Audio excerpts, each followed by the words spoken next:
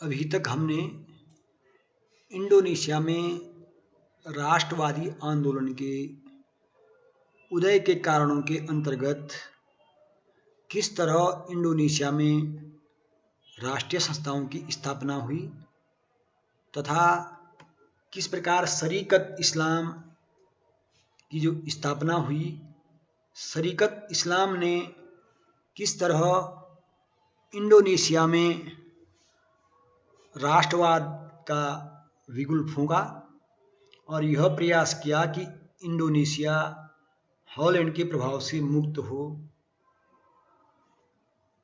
इसी कड़ी में साम्यवादी संगठन जो था PKI, अर्थात जिसका पूरा नाम था परसेरिकटन कम्युनिस्ट इंडिया, ये जो साम्यवादी संगठन था इंडोनेशिया का या साम्यवादी दल था, इस दल की स्थापना यद्यपि रूस में सफल हुई जो 1917 की क्रांति थी उसके परिणाम स्वरूप हुआ और इंडोनेशिया में रूस के प्रभाव से तीव्र गति से साम्यवाद का प्रचार प्रसार हुआ। साम्यवाद का जो प्रभाव बढ़ा, उसी प्रभाव के कारण जो मैंने अभी बताया कि इंडोनेशिया में PKI की स्थापना की गई और PKI ने मॉस्को में जो साम्यवादी अंतर्राष्ट्रीय सम्मेलन हुआ उसमें भाग लिया। इसका परिणाम यह हुआ कि इंडोनेशिया में तीव्र गति से साम्यवाद का प्रभाव बढ़ने लगा।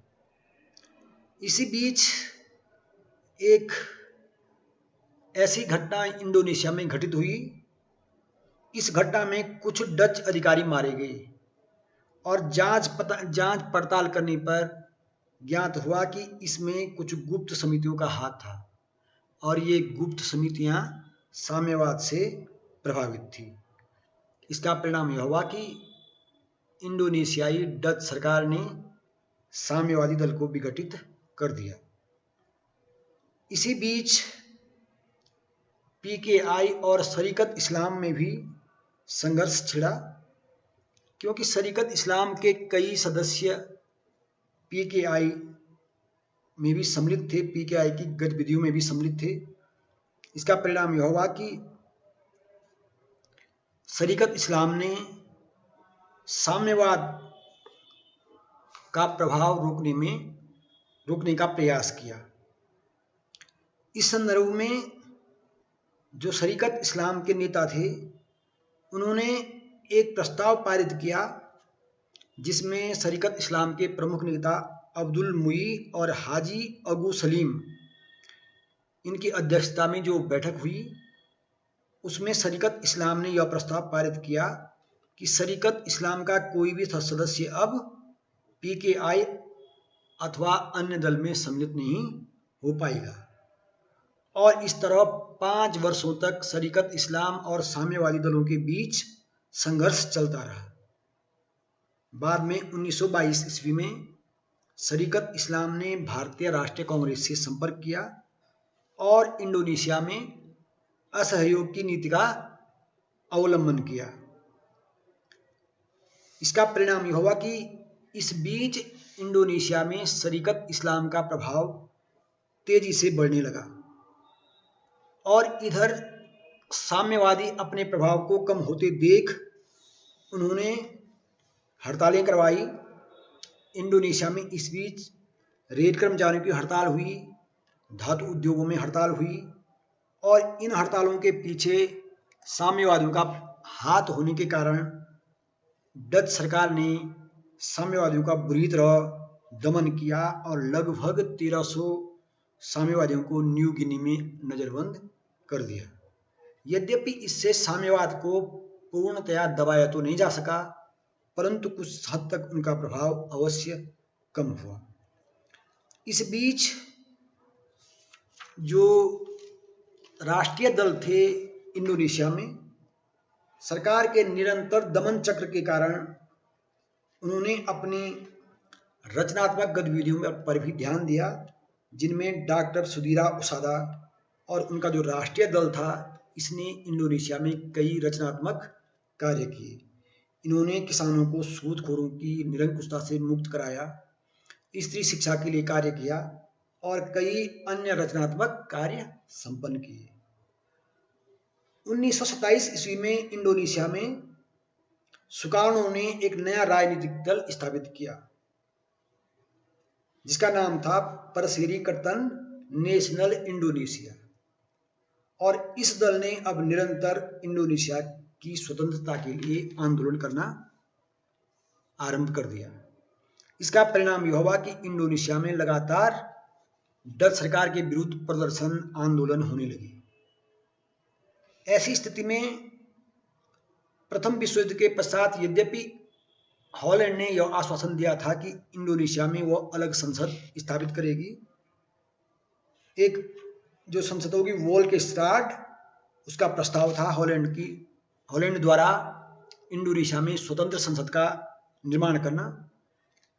परंतु जो ये संसद स्थापित हुई, इसके आधे सदस्य तो ऐसे थे जो निर्वाचित थे और आधे सदस्य गवर्नर द्वारा मनोनीत होने थे, और इनमें भी यूरोपियों का बहुमत अधिक था। अतः यह संस्था भी इंडोनेशिया के लोगों की आकांक्षाओं पर खरी नहीं उतरी। यद्यपि बाद में इसमें सदस्य संख्या बढ़ाई गई, परंतु तब भी बहुमत डच लोगों के हाथों में ही रहा। 1939 में जब द्वितीय विश्व युद्ध आरंभ हुआ तो इंडोनेशिया को भी जापानी साम्राज्यवाद और इस द्वितीय विश्व युद्ध का शिकार होना पड़ा। प्रारंभ में जर्मनी ने जब हॉलैंड पर अधिकार कर लिया, इसका परिणाम यह हुआ कि हॉलैंड की सरकार इंग्लैंड में निर्वासित हो गई और इंग्लैंड से ही इंडोनेशिया पर जो है डच सरकार शासन करने लगी। जो इंग्लैंड में हॉलैंड की निर्वासित सरकार थी, इंग्लैंड के प्रभाव के कारण यह सरकार इंडोनेशिया के राष्ट्रवादियों को संतुष्ट करना चाहती थी, परंतु मूल रूप से डच लोग इंडोनेशिया को किसी भी प्रकार की स्वतंत्रता देने के पक्ष में नहीं थे। अभी यह स्थिति चली रही थी कि तभी द्वितीय विश्व युद्ध में एक महत्वपूर्ण परिवर्तन आया। इस बीच क्या हुआ कि जापानी सेना ने आगे बढ़ते हुए इंडोनेशिया पर अधिकार कर लिया और वहां अपना सैनिक शासन शुरू कर दिया। जापान ने इंडोनेशिया का आर्थिक शोषण शुरू किया। यद्यपि जापान इंडोनेशिया को स्वतंत्रता देने के पक्ष में नहीं था, परंतु जब जापान की स्थिति कमजोर होने लगी तो आत्मसमर्पण करने से पूर्व जापान ने इंडोनेशिया को एक इंडोनेशियाई स्वतंत्र गणतंत्र बनाने की अनुमति दे दी। इसका परिणाम यह हुआ कि 17 अगस्त 1945 को डॉक्टर सुकार्नो के नेतृत्व में इंडोनेशिया में स्वतंत्र राष्ट्रीय सरकार की स्थापना की गई और मोहम्मद हट्टा को इसका उपराष्ट्रपति बनाया गया।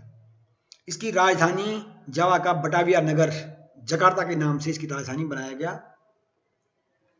जब जापान की पराजय हुई तो इंडोनेशिया पर डचों ने पुनः अधिकार करना चाहा और यह कार्य जो है इंग्लैंड की सेना को सौंपा गया।